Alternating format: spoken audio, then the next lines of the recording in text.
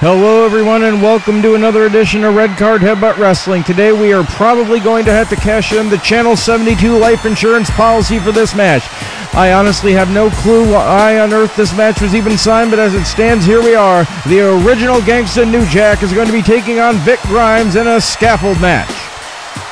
As you can see, New Jack is climbing the scaffold, briefly stopping to wish a painful and slow death on an innocent bystander at ringside.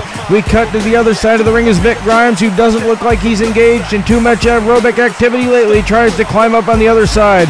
Perhaps we could be saving a whole hell of a lot on hospital bills right now by calling an audible and changing this to a subscription to DDP Yoga on a pole match.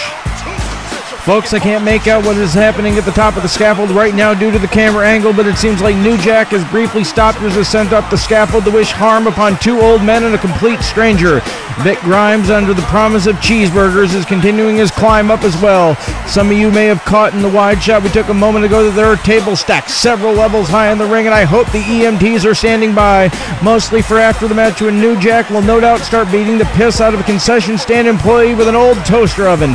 We are being forced by the station to take a commercial break, so we will be right back as soon as humanly possible.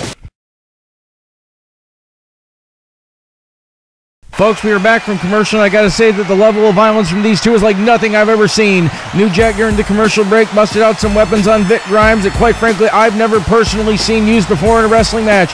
Frank in the truck has been keeping track of them for me, and they are included but not limited to a Little Caesars Hot and Ready Pizza, a Ryan Howard bobblehead, Hornswoggle, a cheese grater, Dances with Dudley, a stapled together booklet of every bounce check Extreme Rising Steve O'Neill ever wrote, the Elephant Man's remains, 2 taped together iPhones, 3 tons of cinder blocks, Shane Douglas's Target employee name tag, the Money in the Bank briefcase, Jerry Lawler's crown, Jamie Dundee's meth pipe, a big stack of South of the Border bumper stickers, the 3 pounds of bacon Michael Moore had for breakfast, the Mighty Hobo's toothbrush, Power Udi's credit card, and Vince Russo's sense of logic, just to name a few.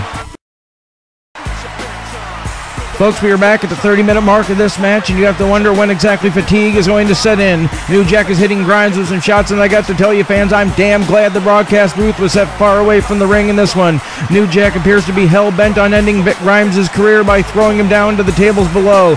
We absolutely have to make sure an ambulance is standing by, because no matter who takes the fall in this one, the threat of permanent injury is quite serious. I've seen some scaffold matches in my time as a broadcast journalist, but I have never seen a scaffold nearly that high. New Jack appears to be picking Grimes back up, and oh dear Christ, no, he can't. Cut away, Frank, dear God, cut the black. I don't care, cut the black.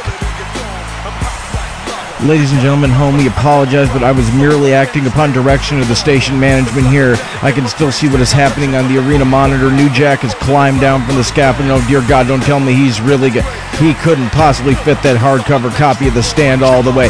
Oh God, oh God, no, Frank, we need to get Vic Grimes some help, and pliers, and possibly some kind of oil. Folks, I think it's safe to say Vic Grimes is never going to be the same again. Folks, I don't know what to say. Thank you for watching Red Card Headbutt, and we will see you next time.